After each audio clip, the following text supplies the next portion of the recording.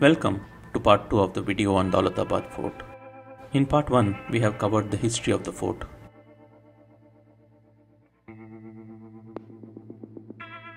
In the previous video, we have seen that this fort had 3 layers of outer fortification walls around the citadel. Level 1 is the Umber Court, the township where common people lived.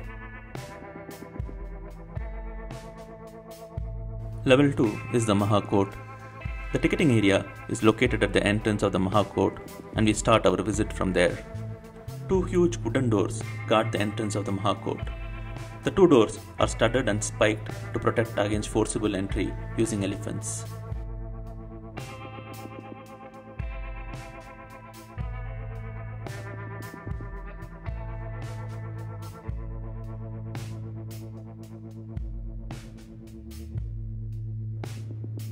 Beyond this entrance, there is an open courtyard with guard rooms on either side.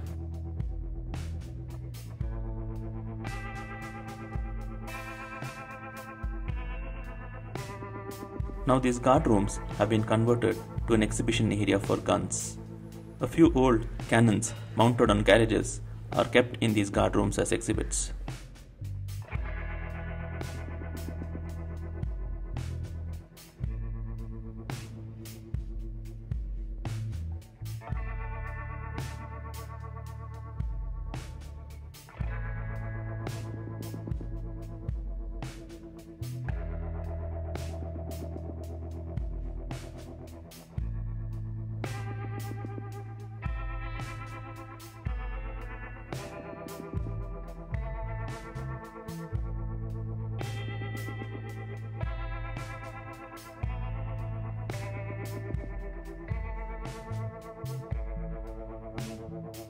From here, the pathway zigzags through 2 more doorways.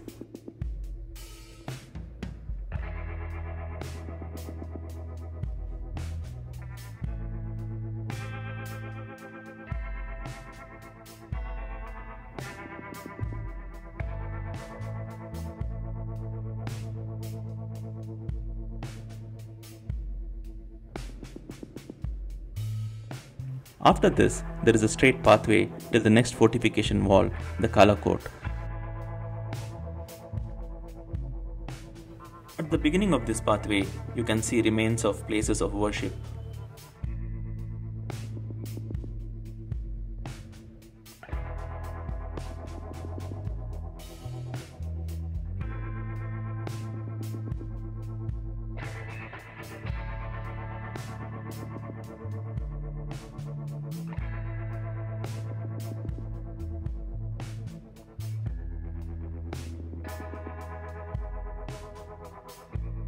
As you move along, you can see few guard rooms and the kacheri or military offices on the right side.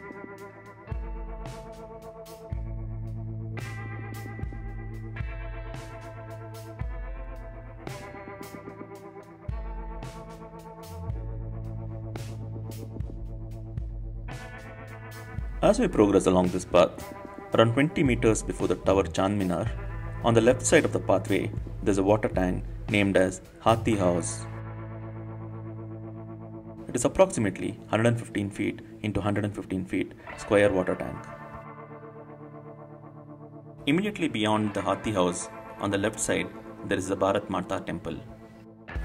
A pathway by the side of the Hathi House leads to the dome-shaped front entrance of an old Jain temple complex, which was converted to a mosque named Jami Masjid by Qutubuddin Mubarak Khilji when he lived here around 1318-1380.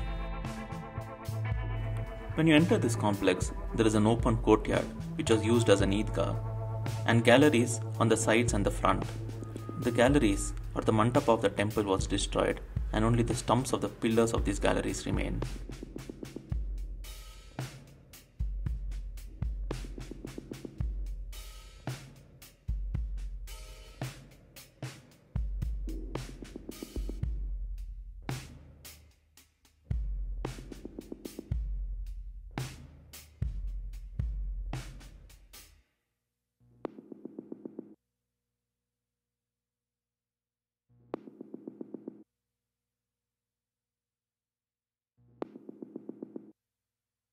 All that remains of the main Jain temple backside is the big hall, supported with 150 stone pillars with decorative carvings and ornamental designs. Presently, the shrine has a statue of Mother India in the hall.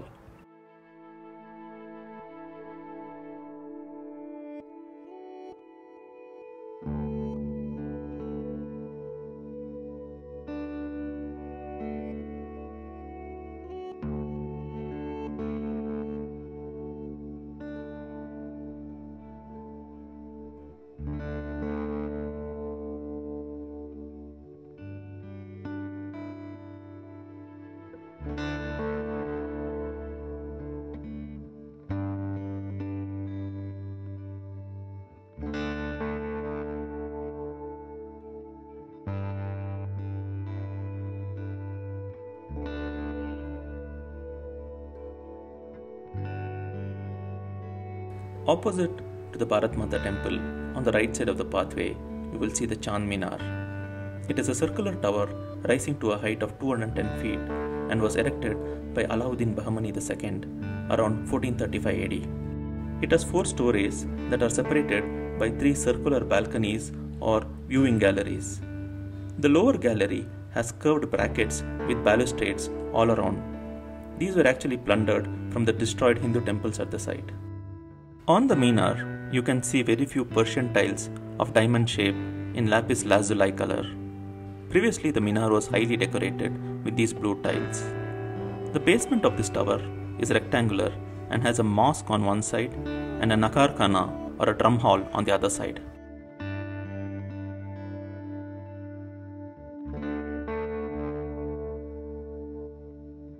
Going forward, the straight pathway ends where the third fortification wall, the Kala Court, begins.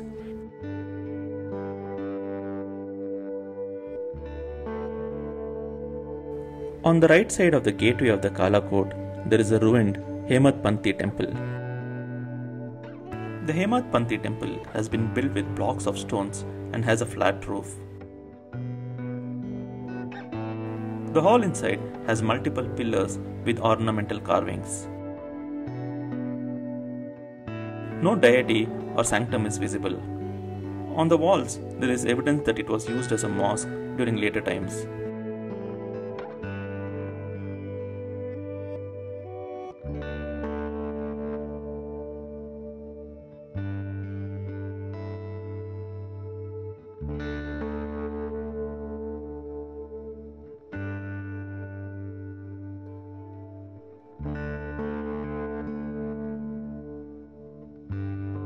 Once you enter the gateway of the Kala Court, the pathway rises up in stages with flights of steps.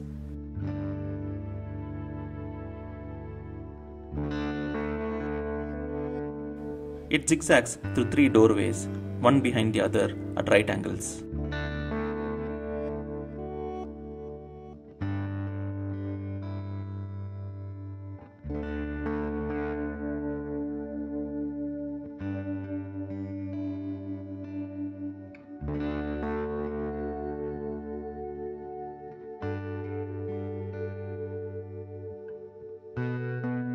Beyond the third gateway, there is a court in which there are ruins of a palace called as Chini Mahal or the China Palace. It was a luxurious palace built by the Nizam Shahis. It was known as Chini Mahal as it had yellow and blue enamel tiles on the exterior. During the Mughal period, Aurangzeb is said to have kept his royal prisoners here. Aurangzeb was responsible for the fall of the Deccan Sultanates. Abul Hasan Tana Shah, the last Sultan of Golconda, and Sikandar, the last Sultan of Bijapur, were imprisoned in this building. After this court with Chini Mahal, there is a pathway going up to the citadel through a low narrow entrance. Here, you will find remains of the Nizam Shahi Palace built by the Ahmadnagar Sultanate. The various rooms and apartments of this palace were well planned and the palace was highly decorated during its heydays.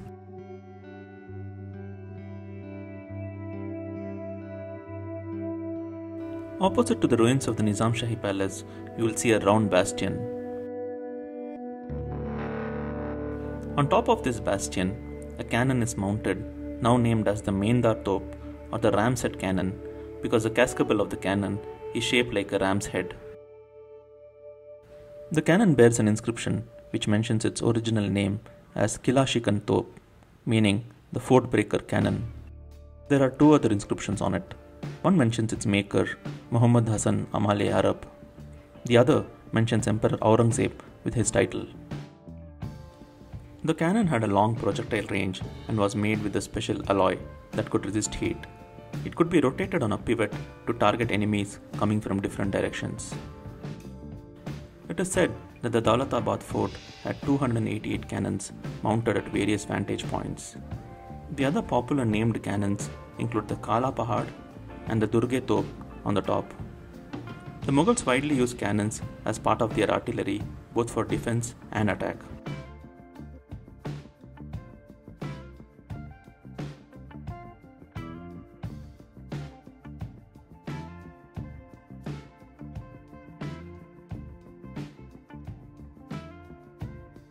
Beyond the platform containing Menda Top, there is a wide and deep moat.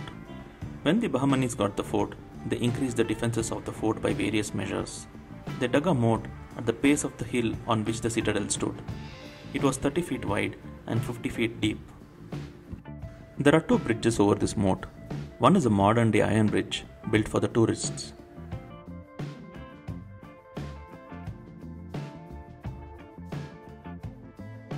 At a lower level, there is an older bridge of brick and stone. The water level in the moat was controlled with the help of dams on either side of the bridge.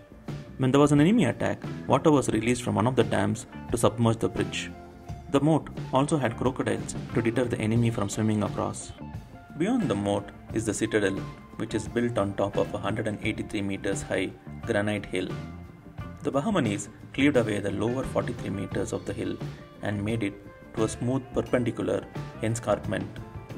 Even if the enemy managed to swim across the moat, it was impossible for him to climb this scarp that was so steep and smooth. This was done to force the enemy to enter through only one passage, the Andheri.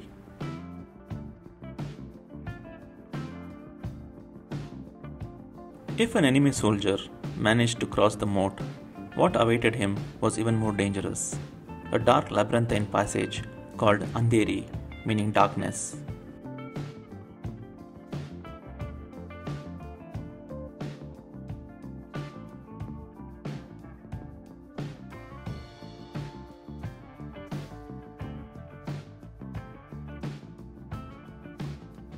Now the pathway leading to the Andheri is well lit with plastered walls. But in those days, the soldier had to pass through a dark, devious tunnel.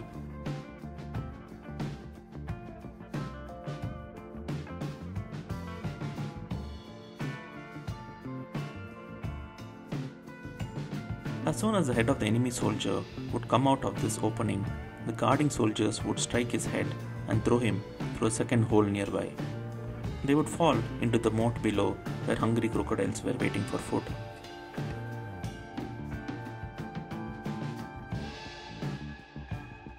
If you are claustrophobic, you can take these stairs that has been built during the modern days for the tourists. If not, you can proceed through the Andheri.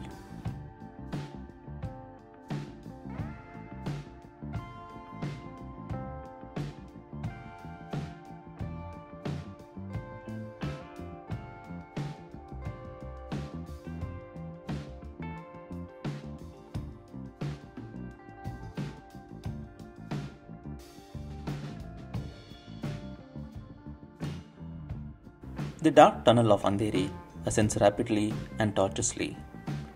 The steps leading up are uneven in their height and width, making it difficult to climb up in the dark. Diffused light from a rocket window on the roof of the tunnel would lead the soldier to this spot, where they would pour hot water or oil on them from the top.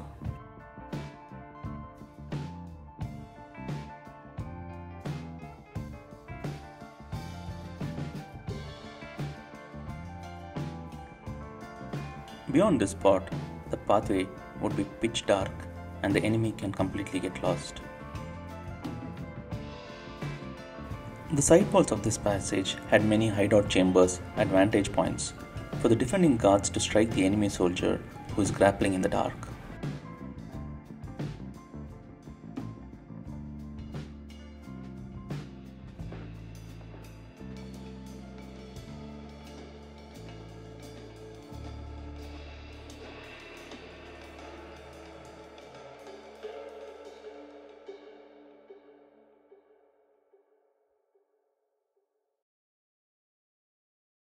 Small openings were left to mislead the invaders to fall straight into the moats with ferocious crocodiles.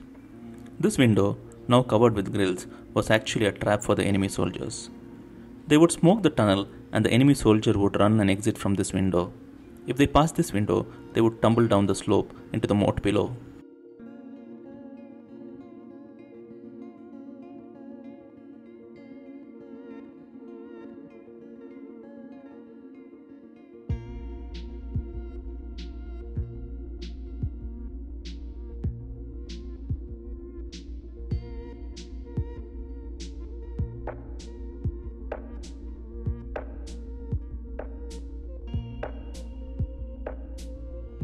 During peacetime, the dungeons and the cells of the Andheri may have been used as a prison.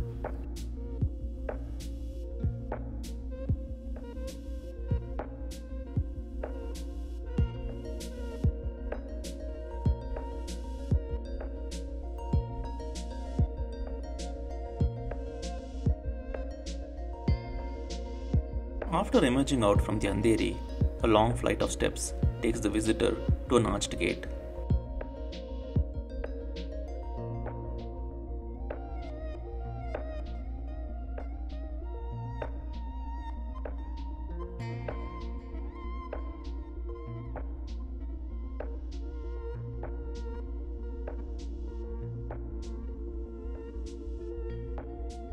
Beyond this gate, there is a temple for Ganesha.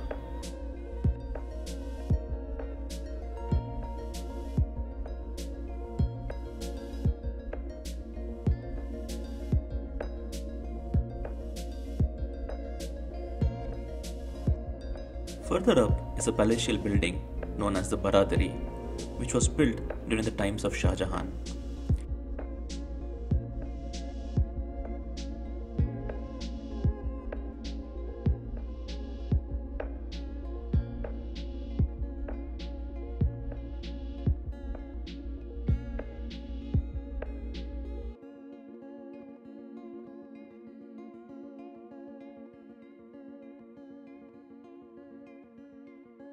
This narrow doorway on the side of the high basement leads us through a well-ventilated staircase to an open, square courtyard with galleries on three sides.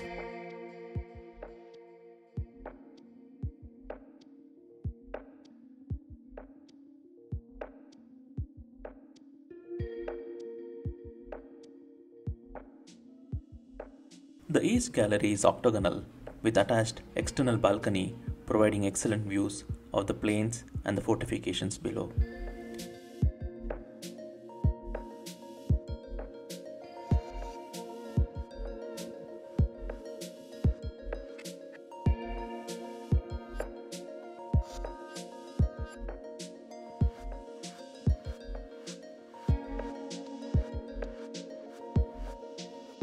The north and the south galleries have upper stories with apartments connected by narrow passages.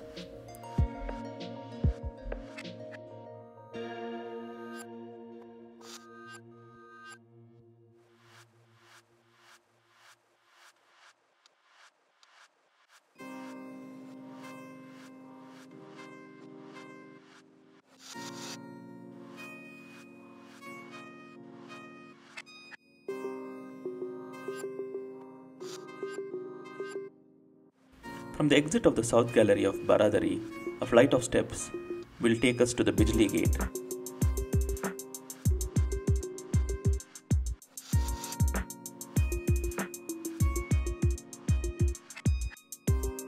Beyond this gate is the topmost bastion.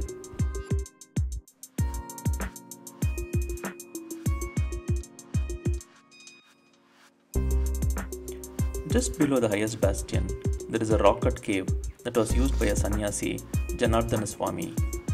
He lived in the middle of 16th century and was the spiritual guru and killedar of the fort. There are two chambers in this cave, and the second chamber has the saint's footprint in marble. A little ahead of the saint's cave, there is a bastion on which the cannon Kala Pahad is mounted.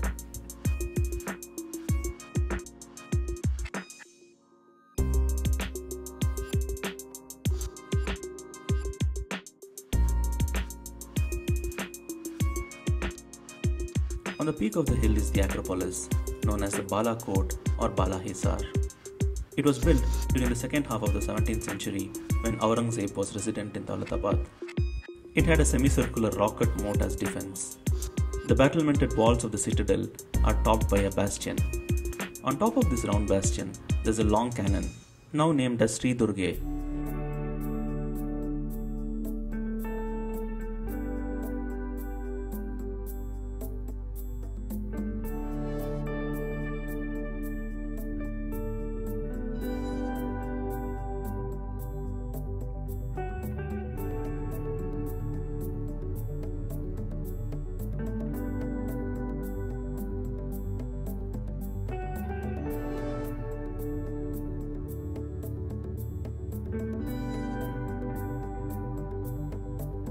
This bastion also has a flagstaff.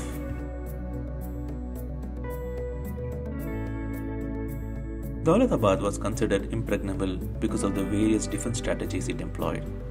Multiple layers of fortification walls with single entry and exit points. Strategically placed cannons with long range that could strike oncoming enemy well before they reached the fort. A deep moat with crocodiles and a steep scarp that is impossible to climb even with the help of mountain lizards. The dark passage or Andheri with additional barrier of hot oil or water splash from above and use of smoke to choke the enemy or make them fall into the moat. The fort is therefore a fine example of strategic defense planning during medieval India and a must-visit architectural marvel.